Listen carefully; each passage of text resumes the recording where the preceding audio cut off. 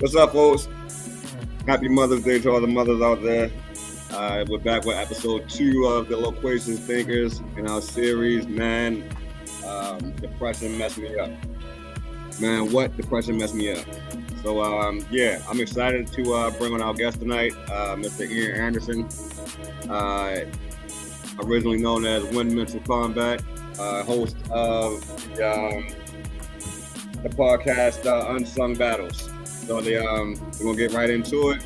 You guys know I like to start the show off with something interesting first, so I'm gonna give you guys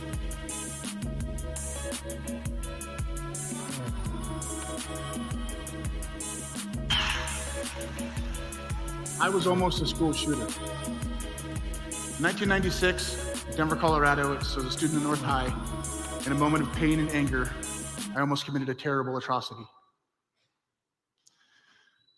Growing up, I learned early on there was a strange comfort and calmness in darkness. I was always the new kid. My family was very violent and aggressive, drug-addicted parents. We were moving from place to place a lot, went to 30 or 40 different schools, always seemed to be going to a new school every other week. You woke up at 4 o'clock in the morning by some cops who run across the country to get away from them and then end up at a school I'd only be at for a couple weeks and then have to do it all again a couple days later. Was the perpetual new kid. And since I also had such an unstable household, wasn't helped by the fact that I smelled really bad because I never had a shower or didn't really have any clean clothes. So I never really had any, all my clothes were dirty and torn. I had a weight problem. I was smart. I liked comic books at a time when kids didn't really like people who liked comic books that much. So every time I went to a new school, I was in a whole new set of bullies. They'd do things like walk up to me and shoot me with a harpoon like I was a whale, or dump food on my head because they said I was too fat. But the bullying wasn't just at home, or wasn't just at school. It happened at home a lot too. I was told I was worthless by just about everybody in my life. And when you're told you're worthless enough, you will believe it. Then you're going to do everything you can to make everybody else agree with it too. And so I did. I wrapped that darkness around me like a blanket and used it as a shield. It would keep the few that would agree with me close, but it kept everybody else away. I always had heard in life that there was good people and bad people. I must be one of the bad people, so I guess I would have to just do what I was supposed to do. So I got really aggressive. 12, 13 years old, I got really into heavy metal music, and I was the mosh pit when I went to concerts. The abuse just never seemed to stop. I got into cutting around 14 or 15 because I figured that there was all this extreme emotion going on in my life I had absolutely no control over. Had to find some way to find control over something, so I took to cutting myself. I still have the scars to this day. 15, 16 years old, I ended up homeless. My parents had long ago kicked me out because I didn't want to deal with their drunken fighting anymore, so I was living on the streets. I had thought I had pushed all my other friends away too, shoved them all away by lying to them or stealing from them, or doing everything that my family taught me how to react to everybody, which was the complete wrong way of how to react. But I had no idea. I was just going on what I was taught. Finally, 16 years old, I'm sitting in my best friend's shed, who I thought I had already pushed away too by stealing from him and lying from him, laying in this shed with the roof wide open, rain pouring down on me into a dungy gray chair that was covered in cobwebs and dirt, hadn't been touched in months. And I'm sitting there with my arm covered in blood, knowing that if I didn't do something, I was going to kill myself soon. So I did the only thing I could think of to do. Grabbed a phone book and I called social services. So when I went to social services, sadly, they didn't just bring me in there. They also took my mom in there too, who happened to be one of the largest sources of my pain growing up. And since she had spent her entire life running from place to place and dealing with social workers and police officers, she knew exactly what to say to get me to get them to believe that I was just making it all up. It was all just an act. I was just doing it for attention. Then they sent me home with her. And as they sent me home with her, she turned to me and she said, "Next time you should do a better job and I'll buy you the razor blades." My heart just got ripped out of me at that point completely. That darkness that I've been staring at for so long, I just ran headlong into it. I had nothing left to live for. I literally had nothing to lose. And when you have nothing to lose, you can do anything. And that is a terrifying thought. I decided that my act of doing something was I was going to express my extreme anger and rage by getting a gun. I was going to attack either my school or a mall food court. Really didn't matter to me which one. It wasn't about the people. It was about the largest amount of damage in the shortest amount of time with the least amount of security. Both those places were right targets. So I wish I had a better story about actually getting a gun, but that was actually really rather businesslike. There was some gangbanger kids near my school. It was back in the mid-90s when gangs were still a rather major problem in North Denver schools. And this kid had seen me, he knew me from my family, and he'd sold drugs to them before, and he knew that I wasn't really in school, I was just always at school, so he knew I wasn't a narc or anything like that, but didn't know him anything more than a first name, but that didn't really take anything more than that. I knew that they had access to guns, they talked about it all the time. So I went up to him and said, "Hey, can you get me a gun?" "Sure, get me an ounce." "All right, give me 3 days." That was it. I was waiting to get myself a gun so I could kill a lot of people. But thankfully, I wasn't alone in that darkness. That best friend who had saved me, I was sleeping in his shed, he saw this place that I was in. Even though I had stolen from him and lied to him and taken his belongings and ruined it all, he didn't care. He still brought me in and showed me acts of kindness. Just simple acts. It wasn't the kind of overbearing kindness where they come to you and they say, "Is there anything I can do to you? Is there a program I can get you in? Is there something I can do to make you better? How can I help you?" It was literally just sitting down next to me. "Hey, would you like a meal? Let's watch a movie." Treat it like it was a Tuesday. Treat me like I was a person. And when someone treats you like you're a person, when you don't even feel like you're human, it'll change your entire world. And it did to me. He stopped me with his acts of kindness from committing that atrocity that day. If you see someone who's in that spot that needs that love, give it to them. Love the ones you feel deserve it the least because they need it the most. It'll help you just like as much as it helps them. We're in a really big, dangerous spot right now with this trend of arming the teachers and looking out for the kids who might be the threat in schools and maybe turning them into the FBI. What's that going to do to a kid who's in the position that I was in 25 years ago, who's alone and depressed and abused and is just sitting there hurting, and someone thinks that they're a threat? So he gets turned into the FBI, and 1 month of pain turns into a lifetime of legal trouble because one person thought he was going to be a problem. Instead of looking at that kid like he's a threat, look at him like he might be a friend. Look at him like you might be able to bring him into your fold. Show him that it's just a Tuesday. Show him that he's worth it. Show him that he can exist in this pain, even though it's intense, that at the end of it, there is a light at the end of the tunnel. I found my light. Now I'm a happy family man. I have a father of 4. My wife and my daughter are in the audience today.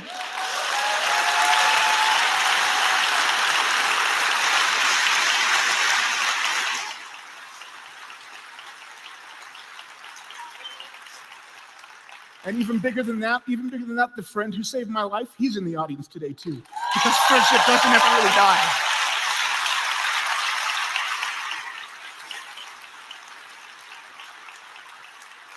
We have to give love to the people who we think deserve it the least. Thank you.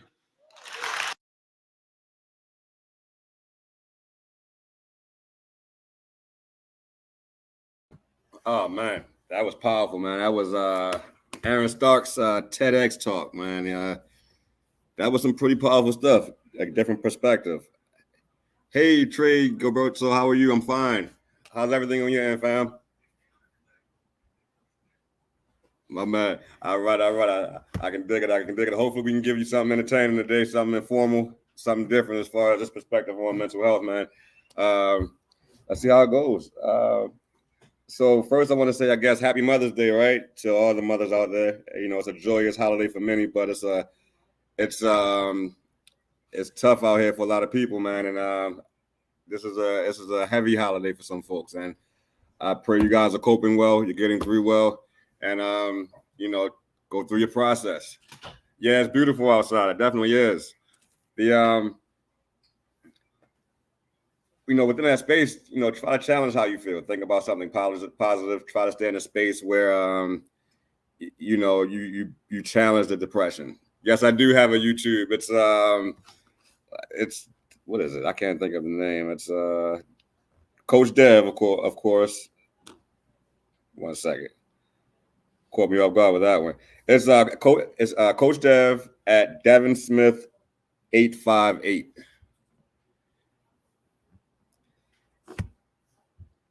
Got it. All right, so look, we're gonna go into it where, you know, just try to challenge the depression. Go into a space where, you know, yeah, you're gonna have a tough day full of probably negative thoughts and heavy thoughts, but at least challenge, give yourself 3 of those to 3 positive thoughts to kind of sit in the space to you know, enjoy some parts of the day, if that makes any sense. My guest we have coming up is Mr. Ian Anderson. I told you guys, Mr. Win Mental.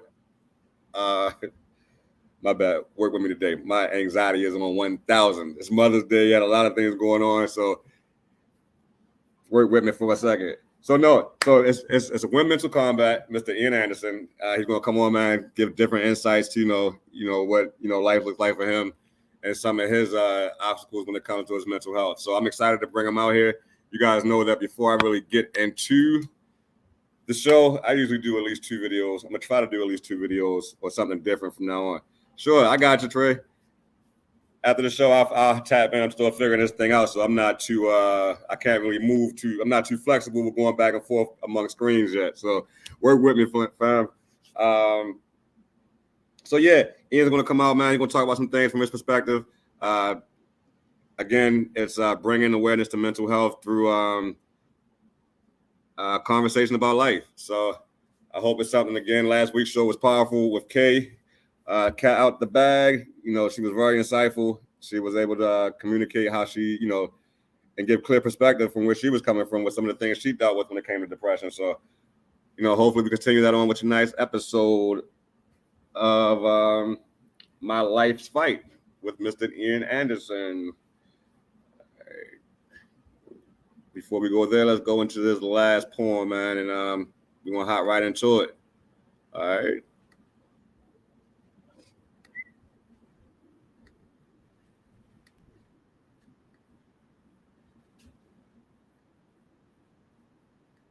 The pool of water barely reaching.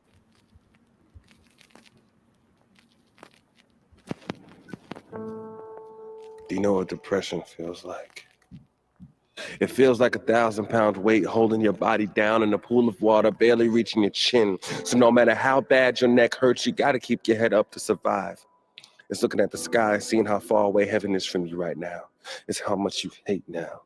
And every second after it. It's the feeling after you realize that one thing that you want so passionate is drifting past your tips. And each time you reach to grab it, you get a mouthful of water and you sacrifice drowning. Depression is the pressure bouncing against your chest. Asthmatic air keeps seeping in, even though I don't want to breathe again. Depression is finally falling asleep and waking up so pissed off for no apparent reason in the morning.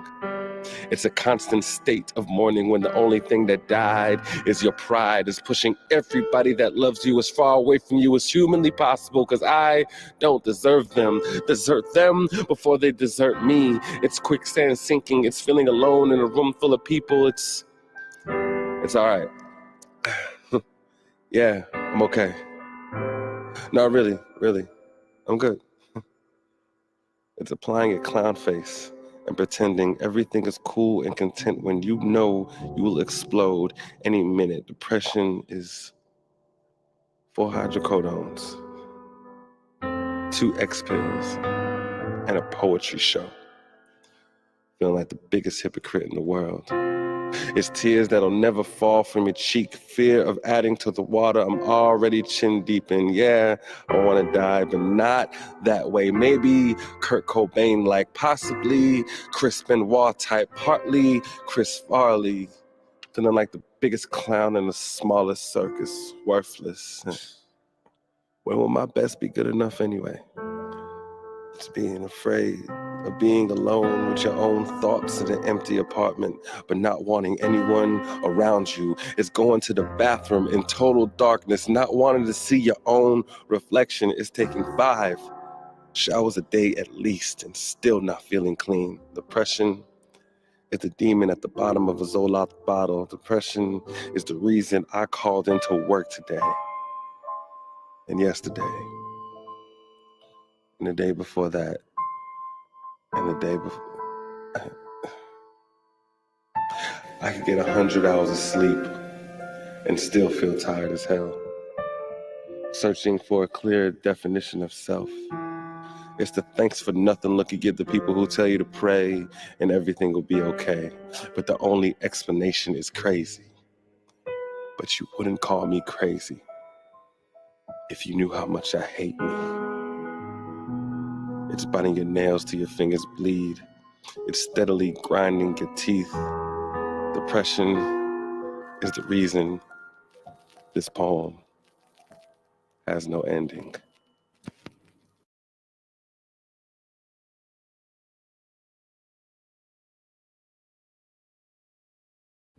Man, that was powerful.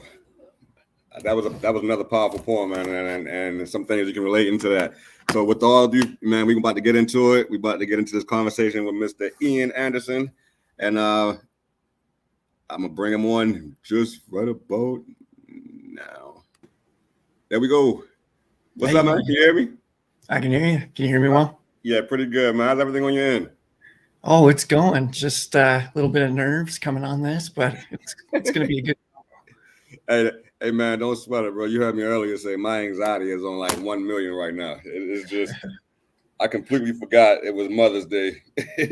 So, Yeah. When we scheduled it, so it was just like, no, I got to follow through. I already put the promise out there. It was coming out on this date, and I'm trying to be consistent with this thing. So, Yeah. I got you, Trey. I'm locking in now. Yeah, give me 1 second.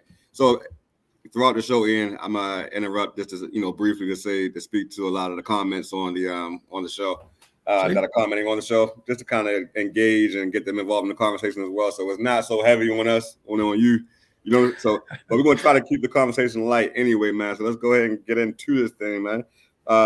Who are you, bro? Like, tell us a little bit about yourself. Shoot, who am I? That's a great question. I feel like I'm still trying to figure it out. But right now, a little bit about myself. I work in human resources. I do a lot with our people systems and data. So I kind of get into the data side of people stuff, which is also kind of something I get excited about from the mental health side, right? It's kind of starting to get into those statistics, see the numbers, and kind of try and get an understanding what's happening on a broader scale and how to potentially impact that. Oldest of in my family, did 5 years in the entire National Guard. Yeah, it's a little bit about me, and currently working towards this goal of Win Mental Combat, kind of having an impact on men's mental health. So that's a little bit about me. That's dope, man. Tell me a little bit about the your whole campaign with Win Men's Mental Health. Yeah. So Win Mental Combat, man. It's My bad. Win Mental Combat. Oh no, you're good. You're good. Forgive me, bro. All good, man. Yeah. So honestly, it kind of started as something that I felt like I needed, right? Like, and finally kind of getting this grasp that like I wasn't the only one going through some of this stuff. Mm-hmm. And when I was trying to come up with a name, like everything that I seemed to come up with just didn't feel like it was hitting hard enough. And I started thinking on, like we're literally losing people to this stuff, right? Yeah. And you look at the statistics around men's suicide and things that are like that, and it's like, dude, like this is like mental combat. Like it's war. It's rough. Right. It's a war. Like, and people are fighting this every day, every day. So that's kind of how the name came in. So trying to look at some different things to start assisting. I got it, bro. Go ahead. Let's do it. You said you're looking to a couple of things to do what? I'm sorry. Oh, I was just going to say, so one of the ways that we're trying to make a little bit of a difference is the podcast called Unsung Battles. We bring guys on and talk about their mental health struggles and try to normalize that conversation and break down some stigmas. So that's kind of just one of the efforts that we're looking at doing. So.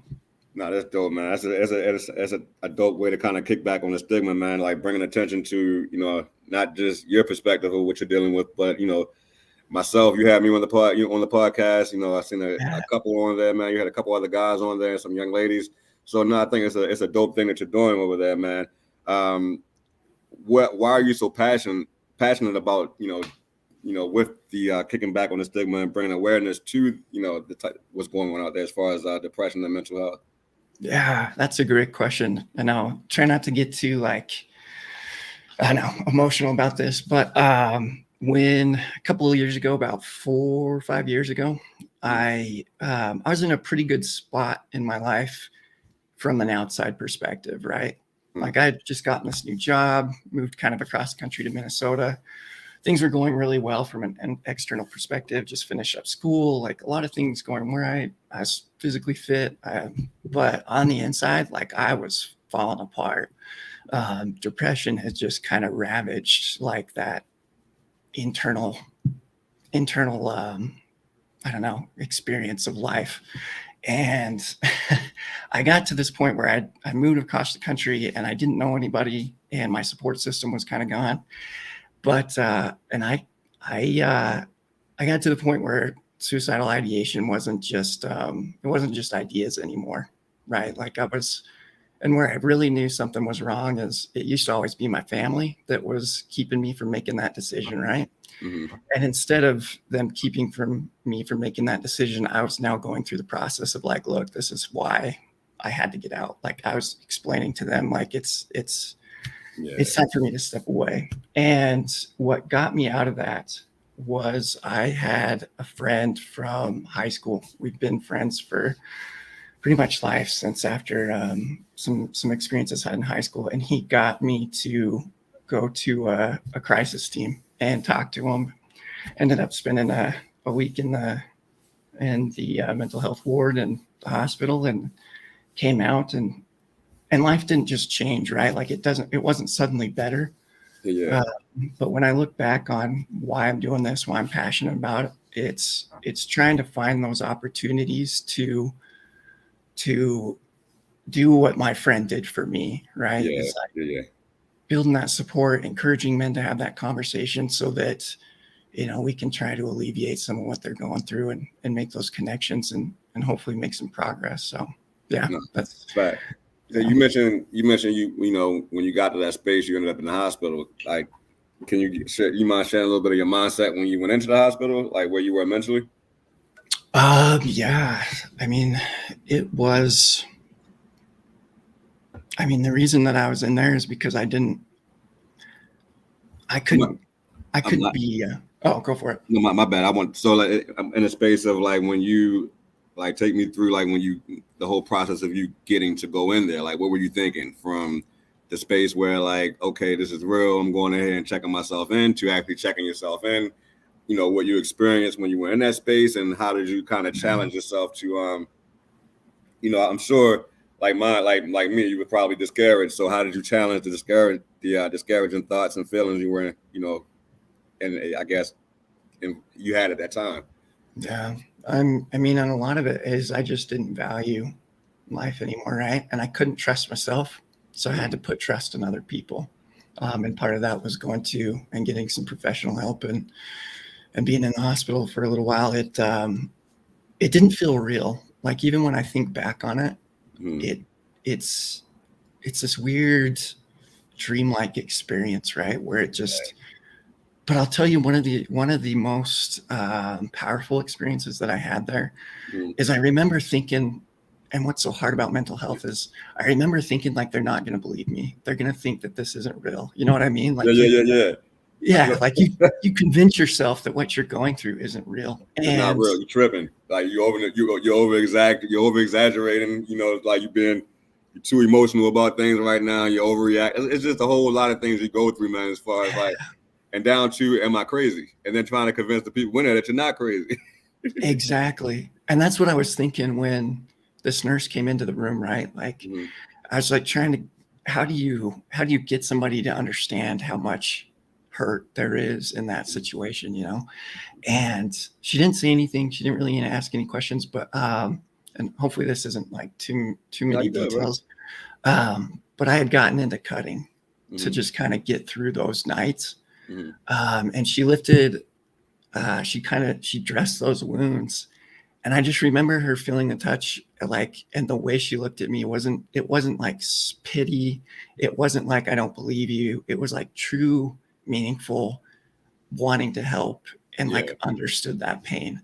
Yeah. And so I got to hand it to the people that work in this space, because they make such a big difference, even in just like, she hadn't really even said anything. But that, like, it's the genuine people in that space, man. That kind of like they're real with you about life, period. You know what I'm saying? Like, they're the first ones to tell you, like, bro, a young man, I felt just like you, you know, at this point, but and kind of gauge you back to a place where you can kind of get a grasp on life again, or try to at least understand when you lost your grasp. You know what I mean? So, I'm sure that was a scary place for you, man. Like, it's a life shaking, mind rattling place when you're.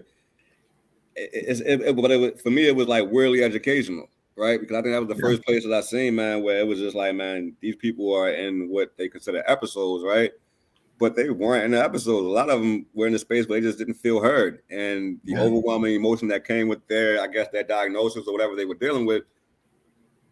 We all react differently in that space of fight or flight or frustration or anger. It doesn't look like it looked for me, for you. You know what I'm saying? Like, it was down to a point where it was a young lady in a program that, you know, she was an older lady, but she would divert to like childish tantrums when she would get upset. You know, so it was just a space where you look at that and you just kind of, you want to put yourself in a space where you're like, oh, I'm not like that. But then you think like, no, wait, I am. You know what I'm saying? I just express it differently. Like, I'm better at hiding it, you know, but everyone doesn't have that skill or capability.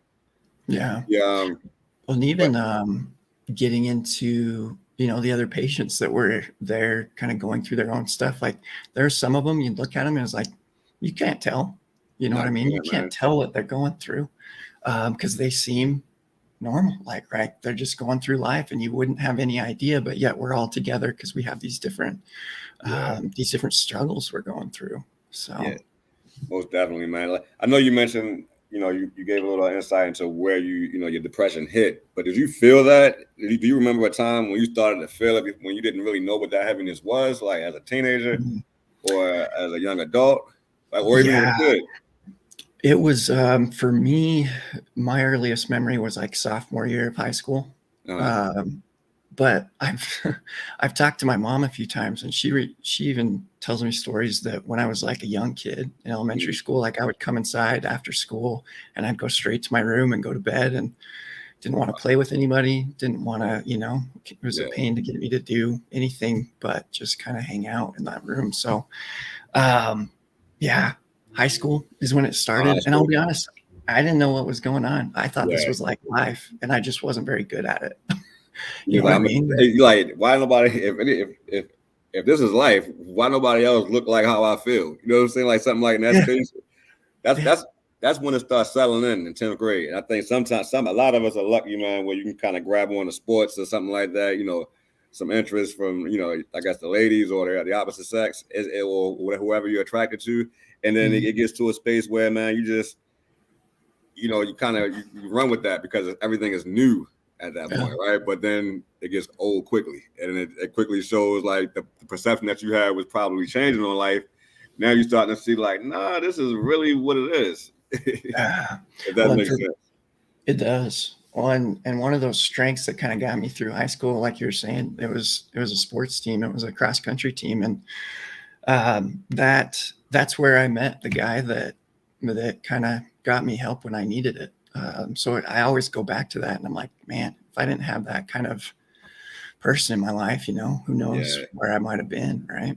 It's always I call those people, man, like God bless me with, I call them my angels here on earth. You know what I mean? Like you never understand, you know, that purpose at the time, but then you think back, he was like, whoa, you know what I mean? Like it's that the angels on earth exist. They do. Well, even going back to the video you showed, like that friend that offered him that kindness in the I was almost a school shooter video. Yeah. It's like one person had that impact. But it really is that powerful, man. You know what I mean? Like so it really is that powerful, man. That's why I personally try to be that light in somebody's life every day, because like, yeah, I can feel how I feel, man, but I don't like anybody else to be in that space. That's not something that you want someone to get familiar with. So you just, it's always joyous. You know what I'm saying? It's always upbeat. It's always, when I ask how you doing, like I say, if I say, hey, how you doing or something like that, I really mean like, how are you doing? Like, you good? Like, how's everything? So it's just, it's you know, like having this thing, man, it kind of, it's a gift and a curse, because you kind of, it makes you focus on like the reality of life and what's most important. And a lot of that thing is just, man, just being kind and showing love. You know what I'm saying? Like, of course, you're going to have your moments where you got to kind of step out of your shell, or anger going to get the best of you, man. You're human. But at the same time, it's just like, nah, you can change somebody's day with just a head nod and a smile. You don't even have to say anything. Yeah. And it gives you that perspective to find those that maybe need it, but aren't quite at that point where to trust somebody with it, if that makes sense. Yeah. You know, it feels kind of safe. yeah, right. Like, and it's like you said, it's a gift and a curse. But I mean, all you can really do is do your best to find some purpose in it and use it for good, and do your best to get through, because it's not easy, but it is a gift and a curse in that way. Yeah, no, that's facts, man. The around that time, do you know what kind of triggered that at the time, or were you at that point? You know, that's actually been one of the hard things. Is I don't know. I know there was some stuff going on with my family. My mom has I don't know if we talked about this before, but my mom has bipolar as well. Yeah, and so there was a lot of her trying to figure that out, kind of parental family stuff. But it's really hard for me to pick out and say like, oh, that's what caused it, or that's where it triggered. You know what I mean? So yeah, man, it's weird, right? I asked that question, man, because speaking on my mental health over the last year, it kind of put me in a space where, like, when I started, I'm like, okay, I'm good. You know what I'm saying? I'm back. Or it just felt weird, right? But now I'm at this point where I kind of feel like, man, no, like I'm really just learning my mental illness, and I'm learning, like, I guess the depths of it, right? So I was saying last week where you feel that fear, or that this, like for me, like them getting molested, you feel that discomfort, you know, presently, let's say with, you know, back in the day when you were out there, things weren't functioning, right? Because you were nervous. But then when you think about it, as I'm journaling, I'm like, that emotion and that feeling reminds me of the time when I felt when I was that kid, when I didn't realize I was getting molested. You know what I'm saying? Like, it was just, it's not the exact feeling, but it's that level of discomfort. That's that your body doesn't know the difference in what it's reacting to. It's reacting the same way. You know what I mean? So that can be crippling at times. And it's, you know, like thinking about, like, I think I said last week, man, where I think mental illness gets, the actual issue gets stomped on, because we label things with a mental illness, and then we give medication without actually treating the real issue, bro. And it's scary, man, because you hear things. When I was in the hospital, man, it was what they were calling somebody schizophrenic and calling him crazy because he was paranoid. You know what I'm saying? But when you listen to this man talk, he has legit reasons to be paranoid.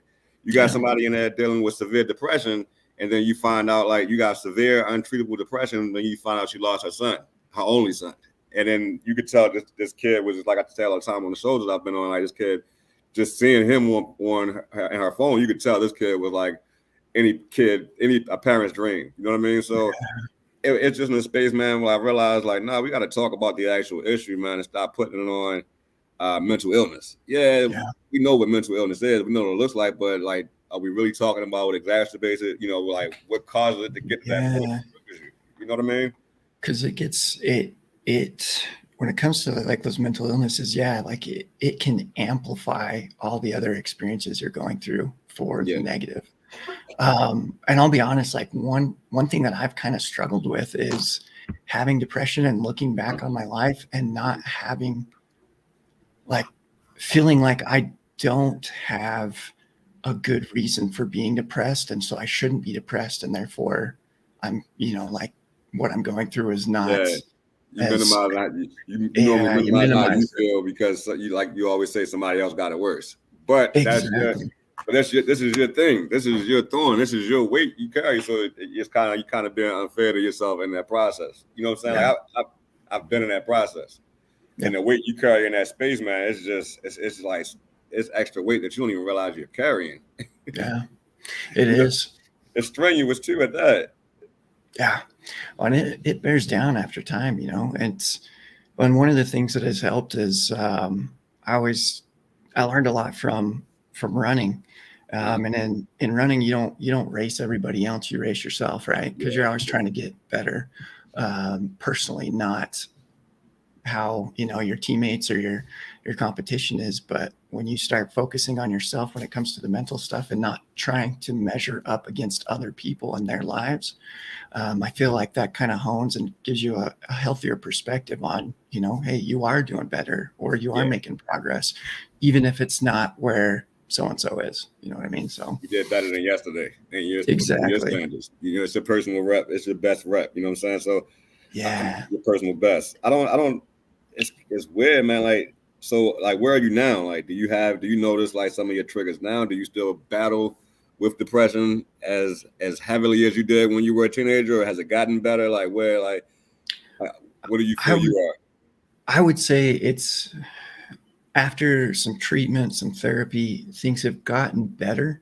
Okay. But I feel like what happens is when the lows hit, they're lower.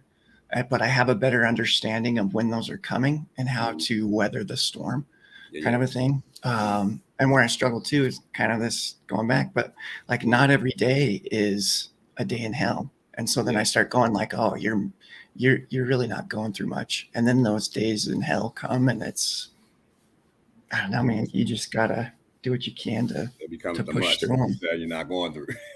Yeah, exactly. They sneak up on you, and some of them it's like a day, and other times it's weeks or months. It's weeks. And it's weird because there really isn't a trigger. I know. So you mainly your thing is depression. That's really all you do. Yeah, depression is. You can't say it in a light way because it's not all like that's a pretty powerful thing to be dealing with within itself. Not to minimize it. Do you know what trigger you now at this point at your age you are now? Have you kind of took notice to what it is and how do you stay away from them? Yeah, so I've noticed a lot of triggers for me come in my mental thinking. Like that's where it kind of starts, is I develop these thought processes that would just spiral down super quick, like self-defeating and kind of just internally what you tell yourself, and that would kind of spark it, I think. But honestly, like that's where I've worked with therapists, I've worked with psychiatrists, like trying to figure out, like, was this situational, and honestly, man, like I can't point to, hey, this is the reason why I took a nosedive, and that's frustrating. So I mean, you just kind of keep learning, right? You just keep learning. That got to be frustrating, man. That because when you're in that space, you're looking for something to kind of grab onto to kind of gain momentum. Like that makes sense. You know what I mean? So I can imagine how you feel just by being in that space where it's just like, I know it's something, and if it's not something, then I'm worried about where it's coming from. With like what's really causing it. But no, it's man, it's I don't know, bro. It's weird because it's kind of hard trying to explain something that people can't see, and that's subjective. It's you really could look at the way you look at yourself and say, well, I'm not really going through much. You really could look at somebody else and say, well, that ain't much from them. You know what I'm saying? Like, so it's a tricky balance in that space where I think where I got to a little bit of peace with that, man, was just being in a space where it's just being in a space where like it's okay just to, like to feel that it's just, all right, this is what it is. It's going to catch me off guard, but this is what caught me off guard. This argument, this conversation, this incident, it goes back to a space now where I can kind of see it and kind of gauge it. So even if I can't catch it, it kind of put me in a space of it's not even, it don't really bother you too much longer than it used to, but you never know when it does. You know what I mean? So it's dealing with this kind of thing, man, is tricky. And like I said earlier, I don't want to speak down on saying you're just dealing with depression, because depression is what 95% of the people that have committed suicide was dealing with solely, and it's a lot of it came on instantly. It's not something that you have to go through and deal with for years. You feel sad or you feel down on yourself for 2 or 3 days, or you grab a drink or you do whatever you do, man, and then you out of there. Just from the chemical interaction within your brains and how that substance is working within your body. So I think that's the most important part of my conversation, man, is just, like I have bipolar disorder, but the biggest thing that I bring light to, man, is that the biggest thing I deal with is depression. It's manic depression. My manic days aren't always like dreadful. I joke and say those are the days that I get a lot of things done. That's my superpower. The only bad part of that is the anxiety that comes with that days later. But the depression, man, like it's nothing scarier than feeling a weight that you can't explain. There's nothing you beating yourself up like, man, why I didn't get up, like I didn't get up today. I didn't do nothing. You know what I'm saying? Like that's when it was when it was bad, and I was there in that space for like weeks, bro. Like weeks. You know what I mean? It was like I think it was it Rage Almighty, the second video that you showed? Yeah. That there's a couple of lines in there, man, that like I could get 100 hours of sleep and still feel tired as hell. And I was like, yeah. And it's crazy, right? That's the craziest part about it, because I'm sure you're a hard worker. Like you said you were in the National Guards? Yeah, we did the National Guard. So you're not afraid of a little bit of work, you know what I'm saying? So I think the biggest misconception is that people that deal with it is weak, man. Like, no, that the work and the consistency it takes to battle something like this, man, and not only that, the faith. It's like you got to make up for those times that you're down, right? So you almost, I don't know, for me, the times when things are going good, that's when I have to get as much done as I can, because I know the times are coming where I'm not going to be able to do anything. Okay. So, so you kind of prepare for it, get as much done as you can. Take the hit and get back to it. Nah, man, I completely understand, bro. I'm sitting here tripping because my anxiety is just like my heart hurts, bro. I don't know how we're making it through this conversation tonight, but I'm learning a lot from you, man. Talking a little bit about that and how it impacts you. Like, how does that impact? How does what you deal with impact like your loved ones or the people close to you, in a positive way or a negative way? Like, that's a good question. A lot of the years I kind of tried to hide it. Like I really didn't talk to people about what was going on, because mentally it was like, dude, suck it up, get through it. Like everybody else is living life and doing what they're supposed to. Like you should be too. And that obviously didn't help, right? Because you're just adding to the spiral. Thankfully, I've had some pretty supportive loved ones. I know that not everybody understands it though. And it's led to some good conversations. But yeah, it impacts them. I don't know if you're experiencing this as well with the manic depression, but you get super irritable and you're just like not yourself. Yeah. And so that impacts relationships, right? Because you start saying things or doing things that you wouldn't, like you're not in your right mind. You ever caught yourself like mid spaz out and like that? Like that's what? That was a little too much. Yeah. I usually catch myself like right after and I'm like, oh, dang, that was not me.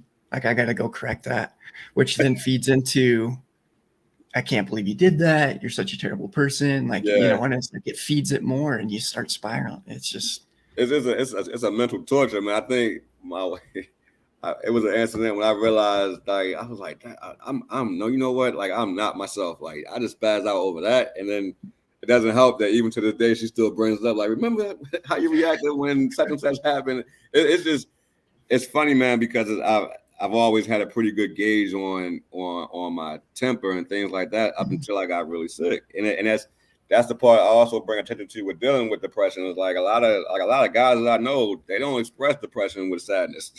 They irritable. They don't want to talk. They isolate. Man, they rageful. They filled with anger. It looks different for us, man. You know what I'm saying? Like that's how it gets missed because we look like we fine, but they really like I talk about a lot of guys that I know that committed suicide, man, and then these guys were in a space where they were really giving it all they got, and that's why I learned that no, bro, it's just really one more time, like I talked about last episode. One more thing, man, is really all it takes in that space. It's just in that space where, man, like it don't have to be big. It can be somebody pissing you off that kind of sends you over the edge to the point where you end up doing what the Texas, the shooter did at the mall, with that a couple of weeks ago.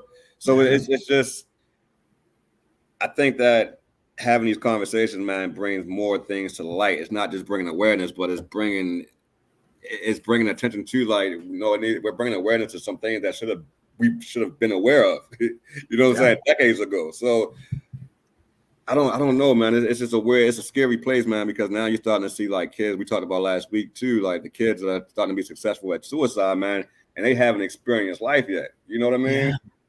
Yeah. I go back to one of my kids reciting a song to me and meaning it when I was working at the school a while back, and he was just saying, like, I was like, "What's up, man? You good?" He was like, "Man," he like, "Coach," he was like, "Death got to be easy because life is hard." Now I know I get the lyrics and where it came from, but the fact that this 12-year-old, 13-year-old kid can relate to it so easily and feel it like the way he did, man, it's scary because it's like, bro, you feel like that? You didn't experience anything near what we face as men in this world. You're gonna have a hard time. So, it's pretty crazy. So are you like your mom? I know your mom's close, close family members. Are they pretty graceful, with you as far as handling your lows or encouraging you through them? I would say so. A lot of mine tends to be isolation, so I start to pull away from a lot of those relationships. And like I said, I kind of like go radio silent, and you kind of experience that. Like there's a couple months where I had to step away from doing the podcast, and I was like, I you know what I mean? Like I couldn't contribute the way I wanted to contribute. But I'd say, yeah, they're pretty graceful. I've been really blessed that way. I've gotta give them props because I know not everybody has that, and it's definitely made it a little more tolerable and doable to have kind of those supports in my life. So I know we've been talking for a while, man, but I never asked you like you date anybody, you have kids, like you out here a whole bachelor. Hey, I more and more, maybe kind of going back to the trigger question, like I think part of that kind of feeds into my triggers in that this is kind of sad to admit, I haven't been in a like actual real relationship that's lasted more than a month or two since high school. And really? I'm in my 30s now. And so, I mean, but that's not in today's society. I hear, man, that's not what they say. They said the dating pool is full of poop and pee, nicely saying it nicely. That is saying it nicely, but more than just like that internal, like what's wrong with me? Like nobody wants to be with me, and that will spiral me pretty quick because it's like, well, I can point to evidence like this isn't happening, so there must be something wrong. And it's a silly thing, but it's been built up in my mind over time. So it's impactful. Now it's most definitely impactful. So I'm sure within some of these spaces, like you said, lasting over a month, like you walked away voluntarily from some things. Yeah. Well, I've learned that if I don't take a step back and if I keep trying to push, it's almost like the what's that called? Like when you hit something and it bounces back, like the rebound. Ricochet. The rebound is infinitely more difficult when I try to force through the depression and like. You know what I mean? I don't know if I'm explaining that well, but no, it makes sense, man. It kind of puts you in a space where you don't trust yourself and trust how you're feeling. You're right, and then when you get to a space where you're not feeling, for me anyway, right? When I got to a space where I didn't feel comfortable, I would back off, and I would back off, but then be probably just as hurt as I would if the person would have left. You know what I'm saying? Like, so you kind of killing yourself with it all around when it comes to a love life out there. And it's brutal, man, because you hear all these podcast shows now where they're talking about, the standards of a man or the standards of a woman and what things, what it's supposed to look like in a relationship, and nobody's talking about what it really looks like. You know what I mean? Like, it's that place where, like that forgiveness and that love you talk about, man, it makes you feel safe, and you know when you feel that, so you're willing to take anything that comes with that person, because with that's genuine love coming from the direction. I don't, if that makes any sense. I don't know, bro. Like that's one of the difficult parts where I think a lot of men struggle with quality too, man, because like people in general play that role. I can do it by myself. I don't need nobody, but we're social creatures. We were made to, you know what I'm saying? Like, we weren't made to be alone. You know what I mean? Like, no matter how you try to spin it, and when you're alone, that's a form of isolating. You know what I mean? Like, you start listening to your own thoughts, you start listening to your own beliefs about yourself, and things like that. So, not like I think a part I want to bring attention to, and that part of it, man, with you is it's like, bro, like you know what you want, right? And like even outside of depression, like it takes time to find what you want out there. You know what I'm saying? Like it's a lot to sift through these days, and you don't want it dealing with what you deal with, man. Like you don't want anybody playing in your space, because like we dealing with depression, man, like when we find somebody that takes us out of that space, they have a lot of power over us. You know what I mean? Like, so it's just like, man, keep being patient in that space of your life. Like you said, you're young in your 30s, like it's coming around to it's coming around. Well, and some of the things that I've seen, like sometimes I've had close friends or family that sometimes they're in a relationship and it puts them in a worse state than if they were single. It's like that should be bringing a benefit to your life. And I'm not saying it's easy or all the time or it's smooth sailing, but in the long term, that kind of a relationship should be putting you in a positive trajectory, right? So, at least maintaining you, like at least keeping you in a space where you can maintain and that other person as well. It's like it's never 50-50 like most people say. It's and relationships, period, man, you have to be mentally tough. Just think about the relationship with the people you actually love, like your mom. Think how many times your mom that pissed you off, and then you came back and had a conversation like nothing ever happened. It's kind of the same thing that has to work in the space of relationships. I got to stop so much. That's how I keep telling you, my anxiety is on one a day, bro. So like now, man, like you mentioned a little bit of what you're dealing with. Like, are your triggers? Are you able to manage more triggers than the ones not managed? So I feel like for me, again, the triggers I haven't been very good at identifying, and I'm not able to pin those down. What I've improved on though is how do I stop myself from spiraling? How do I insert myself and kind of get back to baseline a little easier? So like some of the things that I do is I want to retrain that voice in my head, right? Because I can't trust it. It's telling me horrible things, like it's making me worse. So what I'll do is I'll go find like motiversity or motivational videos on YouTube. I'll put headphones in and I repeat that, because it's like I got to change that voice in my head, right? You go back to like replacing them negative memes with positive memes, like challenging those negative thoughts with some. Hi, baby. I got a little sorry about that one. No, you're good. It's okay, baby. It's like challenging, switching those negative memes up, and those negative thoughts up with something positive, and that goes into the tedious work. I was having a conversation on Facebook, and they were saying the guy was having a hard time, and he's talking about what is the work. The work is everything. Like the work is whatever you got to battle that day, man. You got to put that work in to get through it. If you having a good day, then you have to also put the work in to know that at any given moment that it can change for you. You got to be aware of how it can possibly go. It's I don't know. It's a weird thing, bro. Like it's the weirdest thing to deal with. It's but I don't want to get stuck on it, because I will get stuck there with this anxiety tonight. Good, man. what would you like some of your loved ones to know about your mental battle they may not already know that you don't really discuss? Well, that's a good question.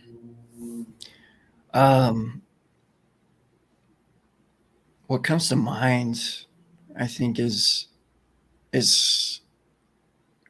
don't think they know how much of a positive influence they are in my life. Like, this is not something I've shared a lot, but I probably should.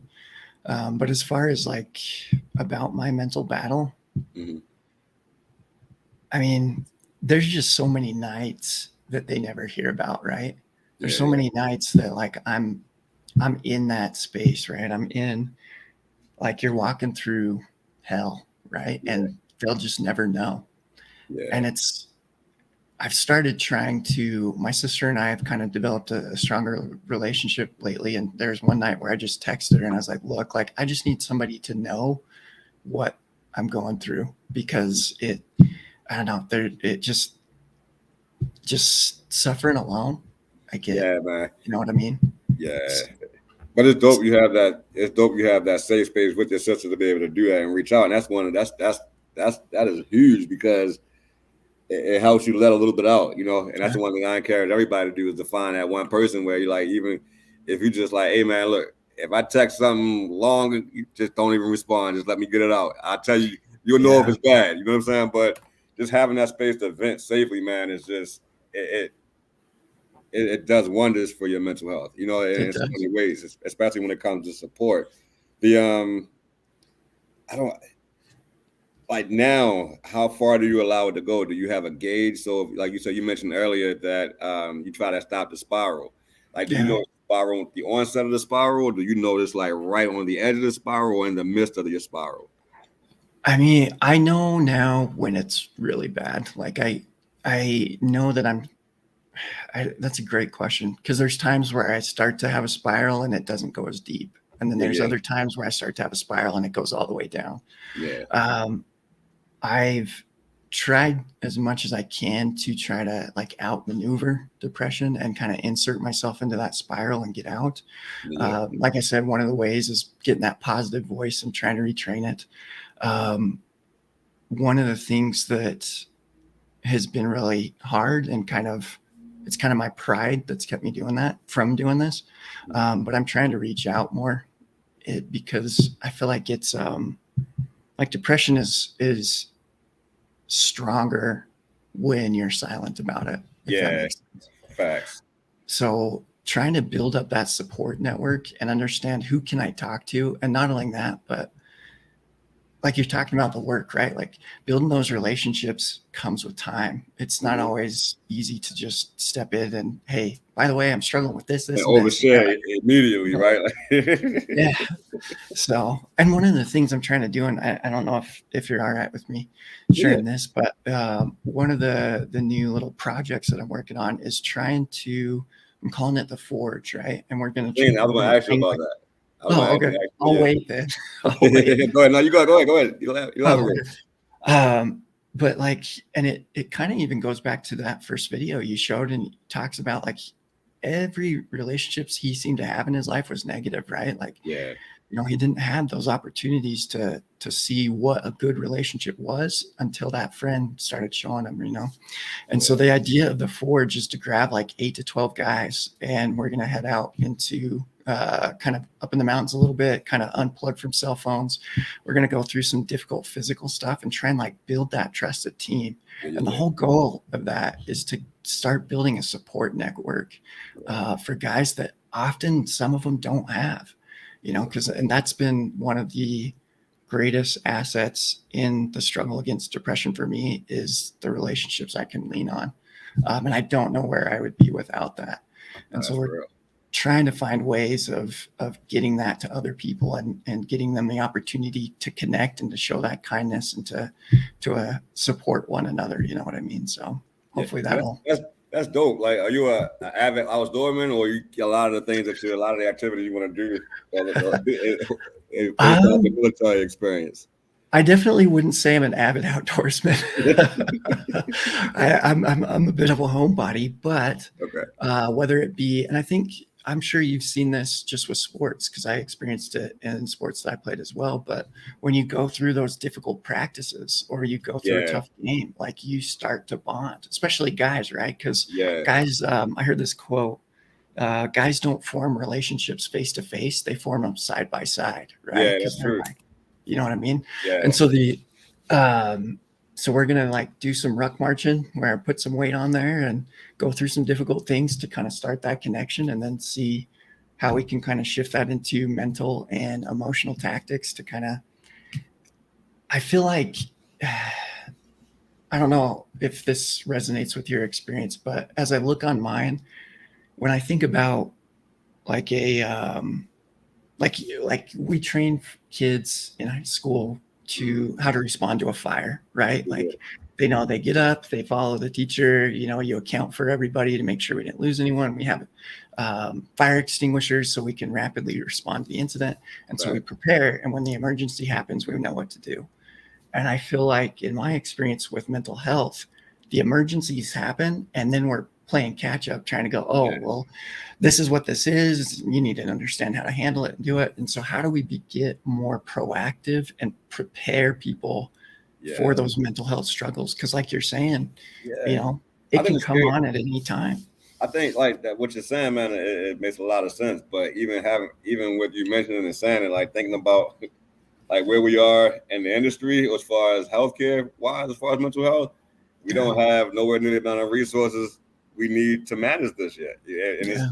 we're probably years down the line before we actually get to a space where we have an infrastructure that's effective in handling, Yeah. mental illness or first handling it and then Yeah. gauging it to see, what can be adjusted. Or what really, we kind of have an idea what impacts it, but how are we going to fix it at this point now? You know what I mean? Yeah. Which Because is where now you it's come in, right? With all the conversations, right? You're kicking that right. stuff off.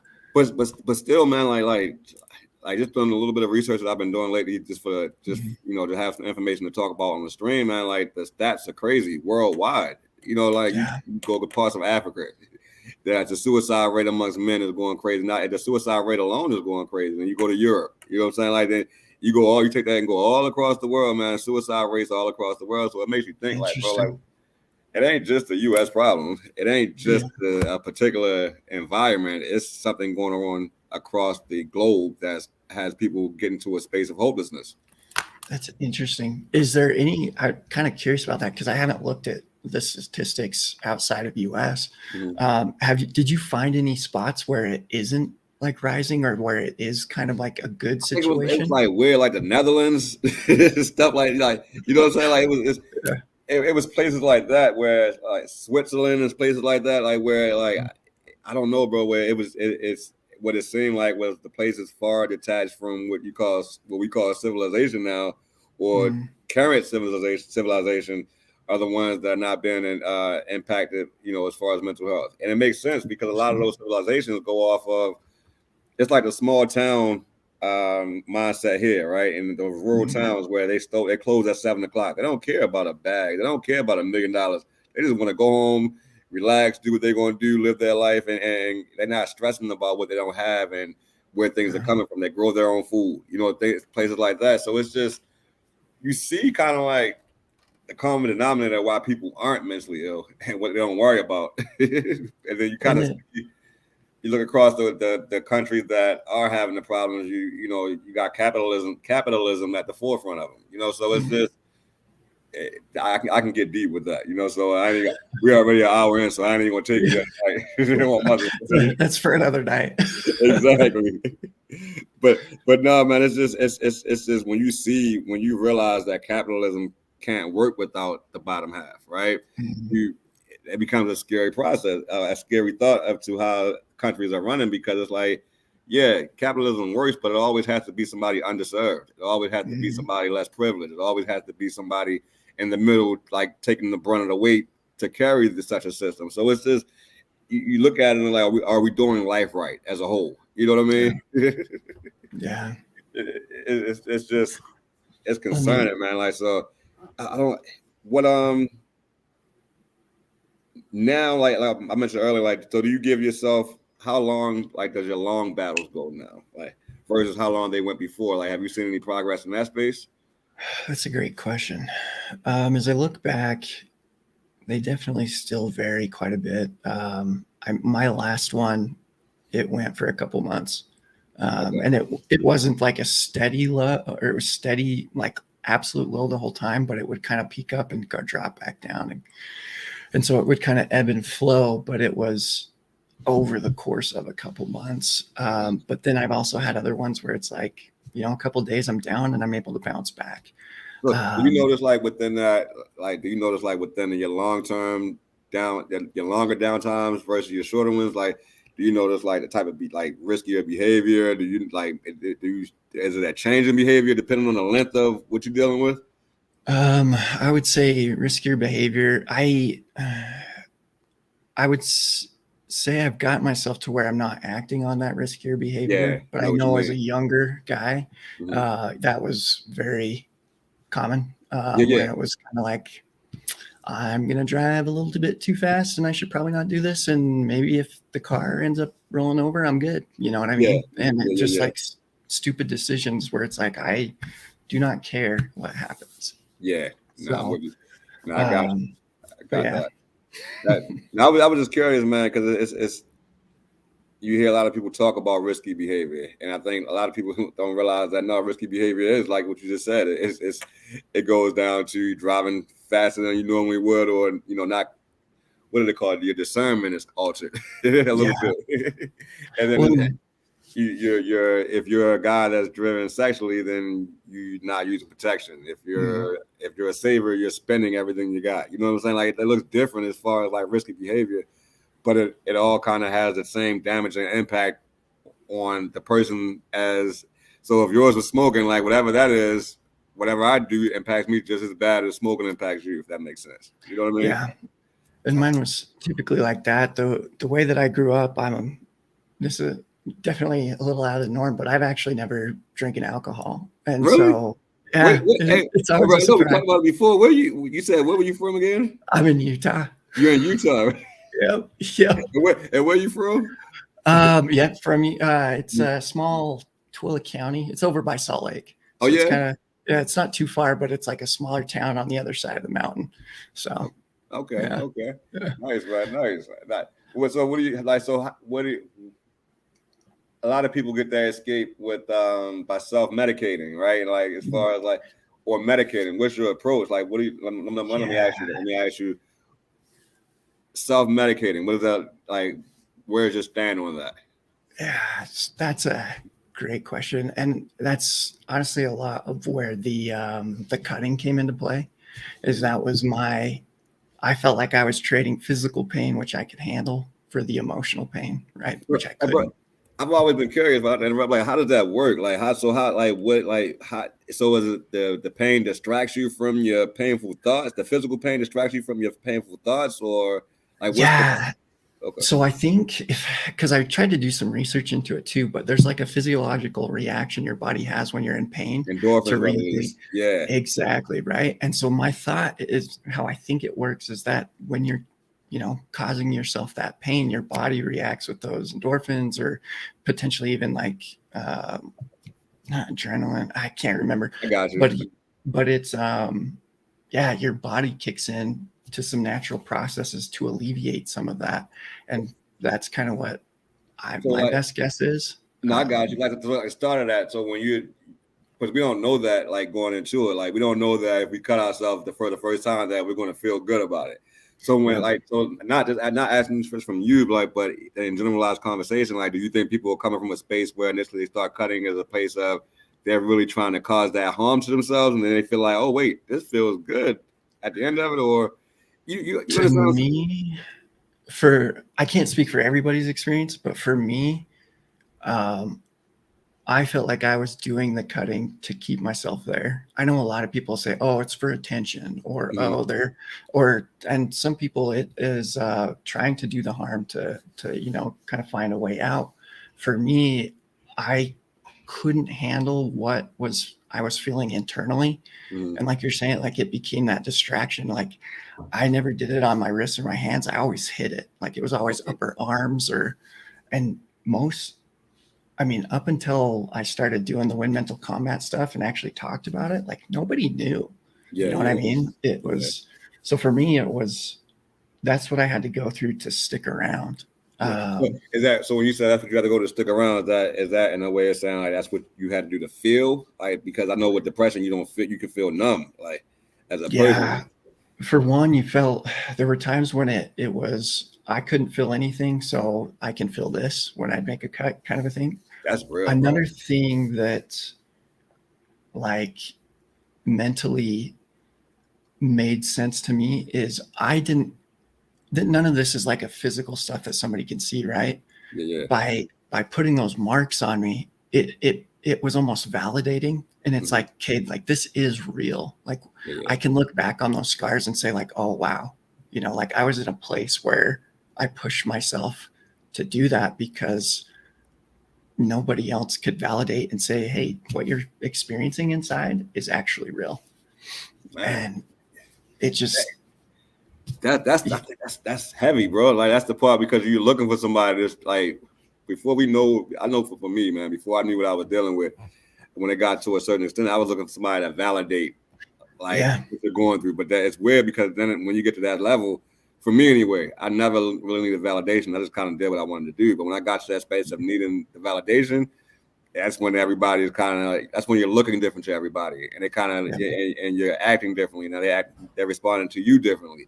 So now internally you're taking it as, oh, either like everybody hates me or I'm a burden to you. It manipulates your mind to a scary, powerful place, man, where like it's like the devil taunts you in that space. You know what I'm saying? Like for sure. When it's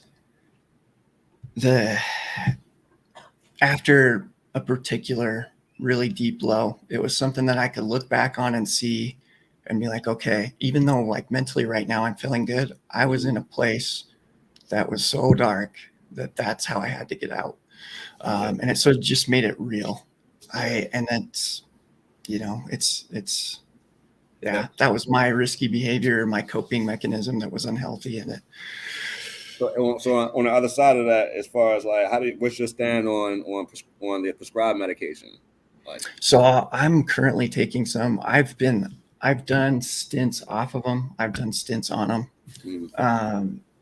And after my last experience getting to such a low that I was looking to take my exit, I've been on them kind of steadily. I'd like to eventually get myself off with enough therapy and self-focus and just kind of understanding it.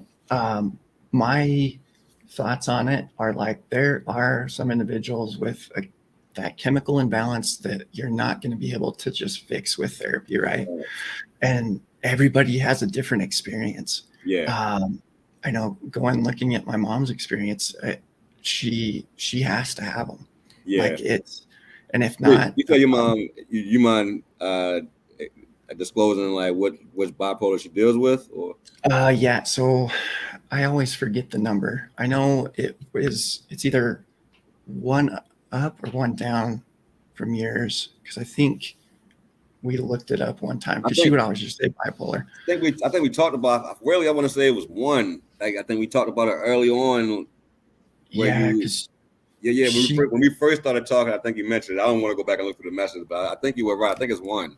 Yeah, because originally I thought it was two, and then I talked to her about it, and I think she said no, it's one, because she has it's not manic. What's the? It's like psychosis. Psychosis. The psychosis portion of it is bipolar 2 doesn't have the psychosis as often, but I think bipolar 2 for me, the psychosis came with medication. I didn't really have it without medication. But in hers, it's like without the medication, that psychosis comes on. And so it's like, and it's been really hard because I've had my dad who's like a little more on the boat of no medication, like you can work this out through therapy. And then on my mom, where she's very much like, no, sometimes you just need medication. Like but it's funny, right? Because I think that's fair balance for you.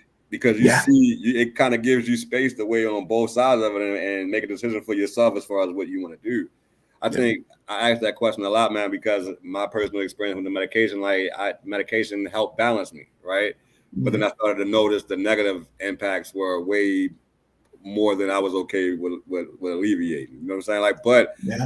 I had to get to a space where I realized medication allowed me to get to a space where I realized what I was going to sacrifice without the medication and be real about it, right? So it's in a space where like, okay, yeah, you got the medication, but I realized too that no, I will never be cured of bipolar 2. You know what I'm saying? Like, so what comes with that? I got to manage these heavy ass symptoms at times. But the trade-off, the trade-off for me on that, man, was more in a space where, okay, I'd rather deal with it the way that I deal with it. You know, as far as like, it's not. I rather deal with it unmedicated because the episodes don't last as long, right? Mm-hmm. And then you get to the space where you'll start to learn that the depression that you had previous to, for me, the depression that I experienced previously was heavy, but it didn't feel nothing like it felt when I was going through withdrawal of medication that was prescribed, or not being able to get it for a month because of some type of lapse in healthcare. You know what I'm saying? Like, as far as how things happen in mental health.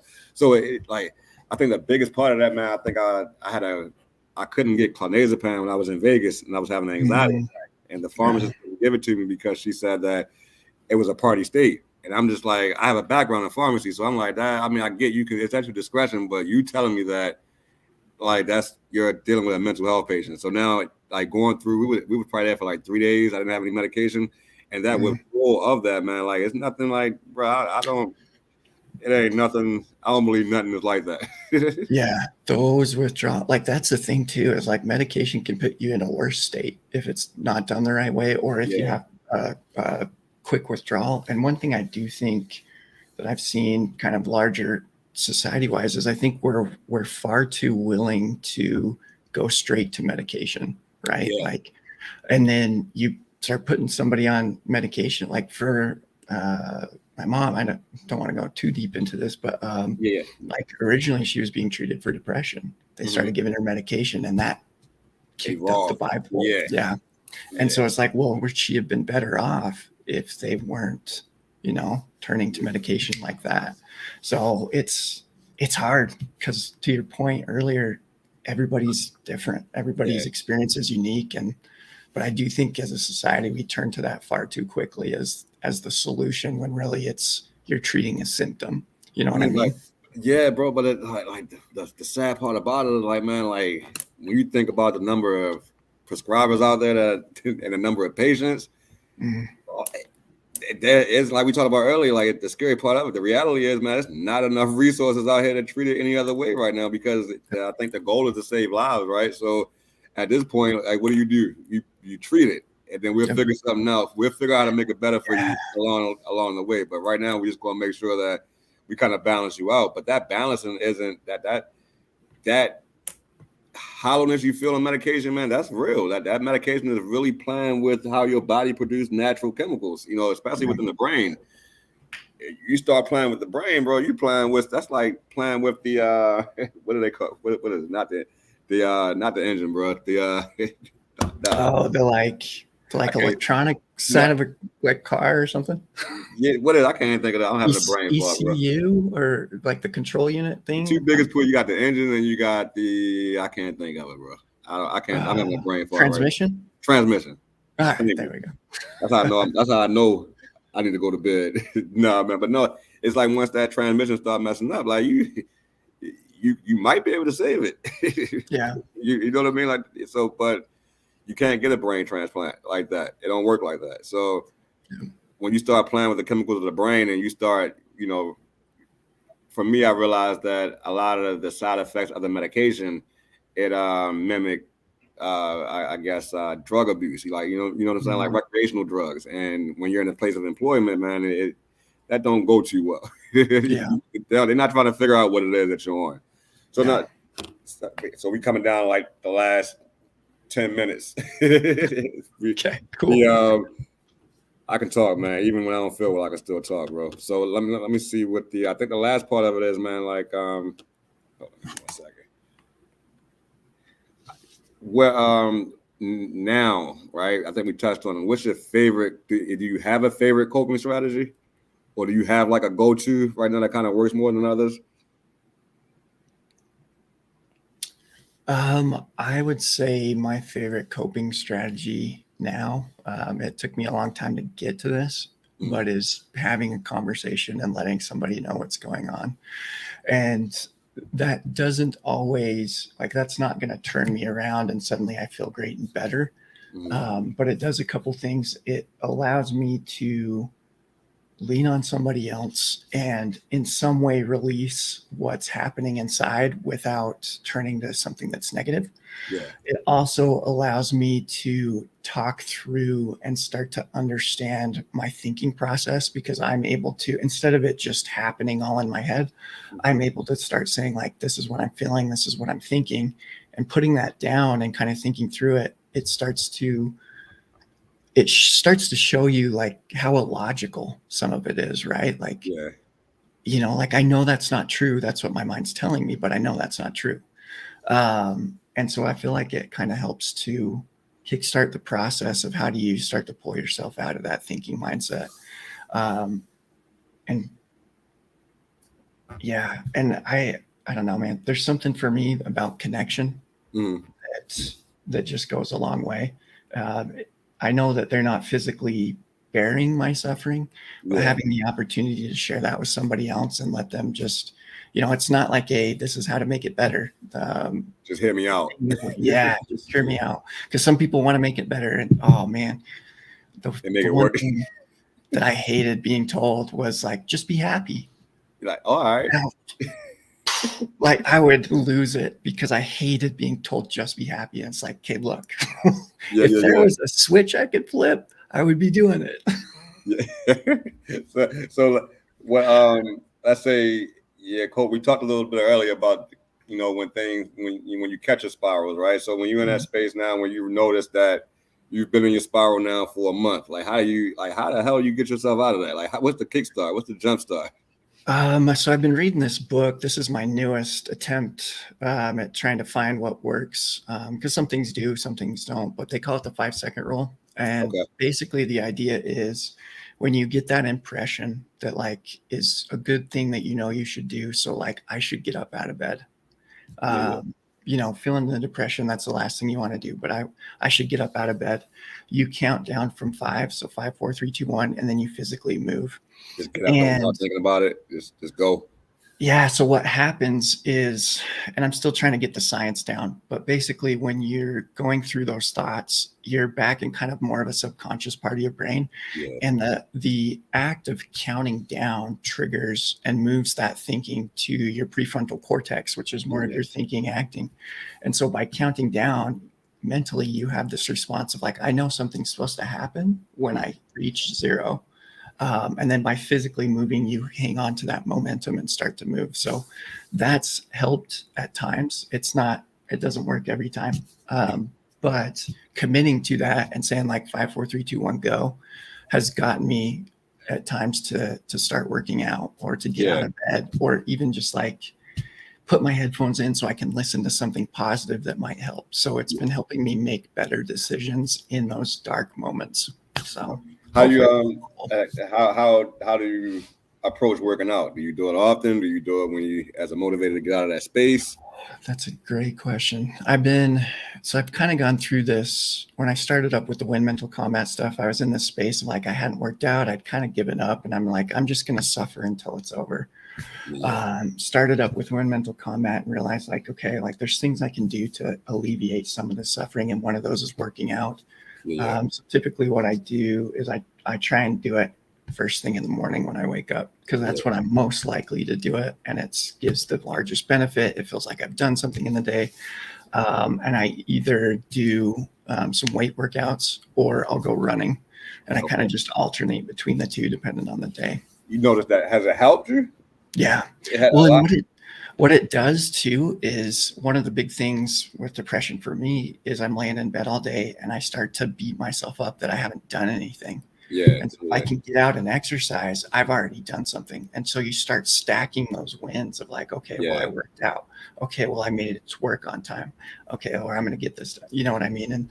And being able to stack those wins and look back and say like, okay, I'm feeling depressed, but I'm doing something. It feels like that's momentum that you can keep going. But that is the momentum, man. That's the momentum that's the small little pieces you grab at, right? That's the little wins that nobody else see. That's the part where you don't feel them immediately because you feel like you just like, man, that was nothing. You looking at you watching your loved ones and your spouses go out here and work an 8-hour shift, and you just like, I got out of bed today. You know, it's like you said, one of your favorite lines from the episode we recorded, but it's the work that no one else sees, right? It's the 1,000 little things of thoughts that you have to change one by one to start building up that momentum. And you go down years down the road. You was like, oh, I don't do that anymore. You know what I'm saying? Like it just makes you realize what patience. It made me realize the type of patience required on this type of role, man. And in our society today, we don't have this kind of patience.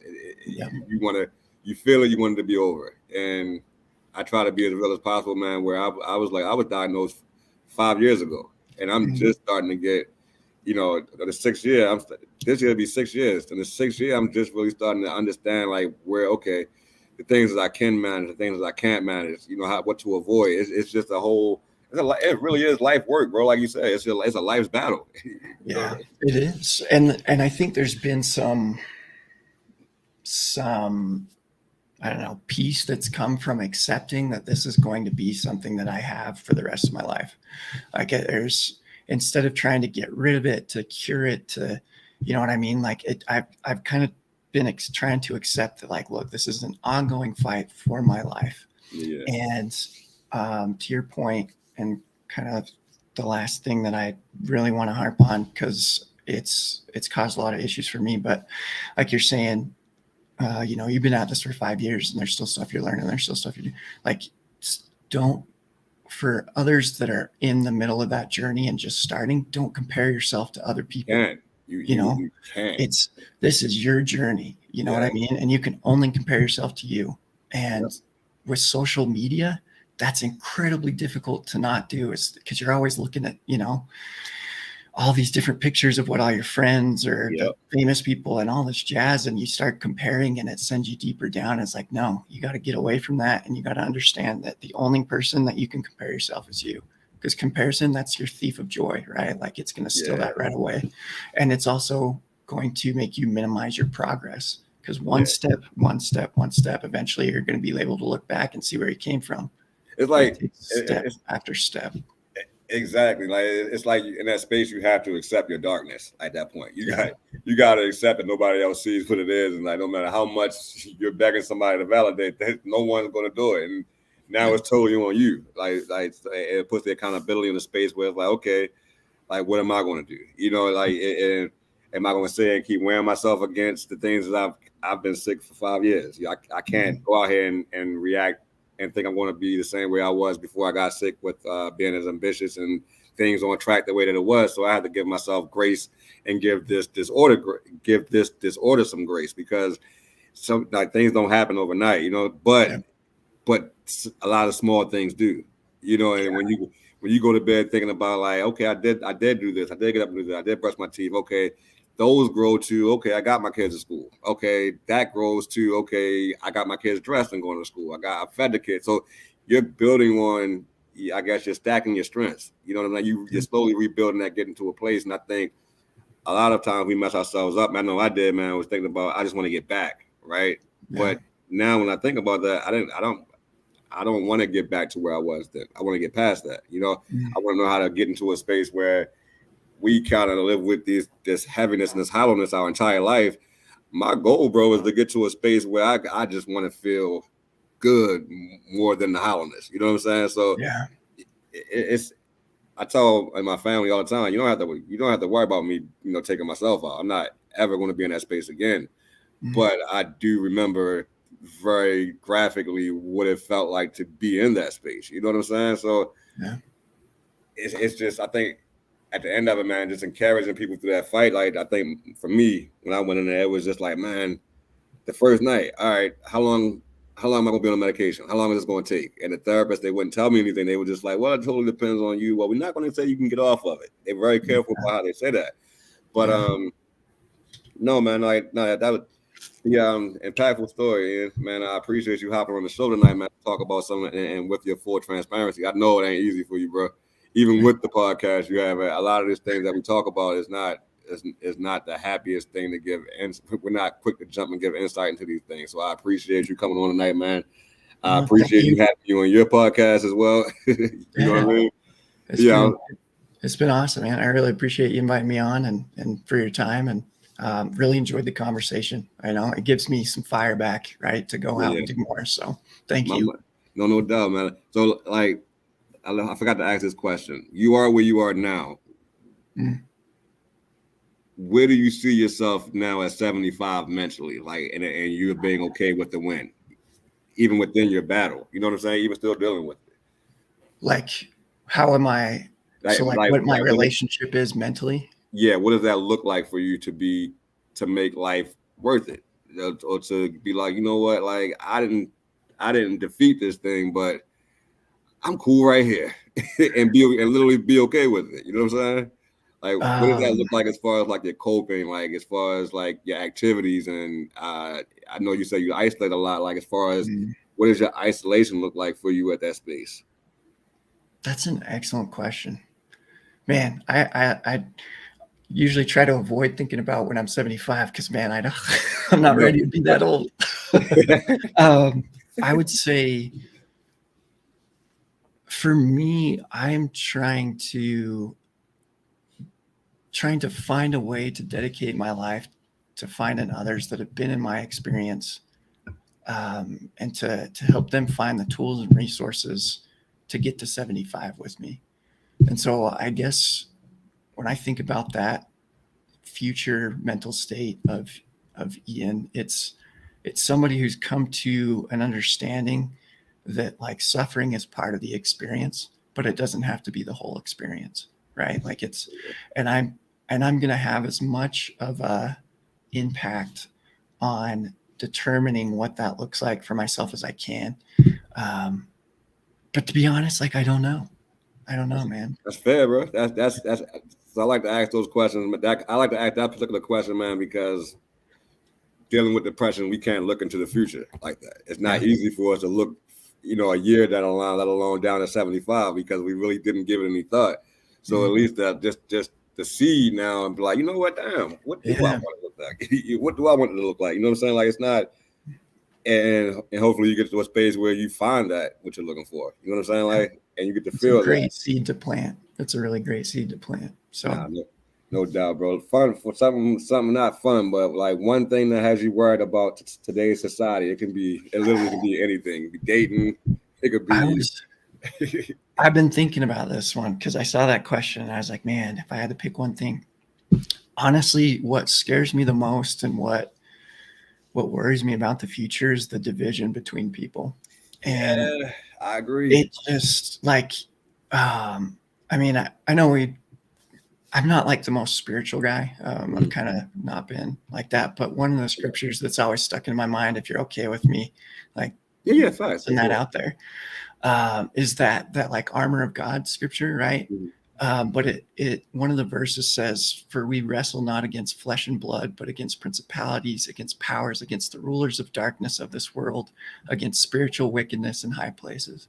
And that just like really set my mind on this idea of like, I feel like so much of us are going after each other, and a lot of that is coming from those places of spiritual darkness, right? Of like, how can we pit people against each other so that we can kind of keep our power? I don't know. We're down to the point where they're like desperately throwing out stuff that we shouldn't even be arguing about. You know what I'm saying? Like, and it's on media, it looks as though it's successful. You know what I'm saying? Like, it's just we're beefing all the way down to a damn vaccine.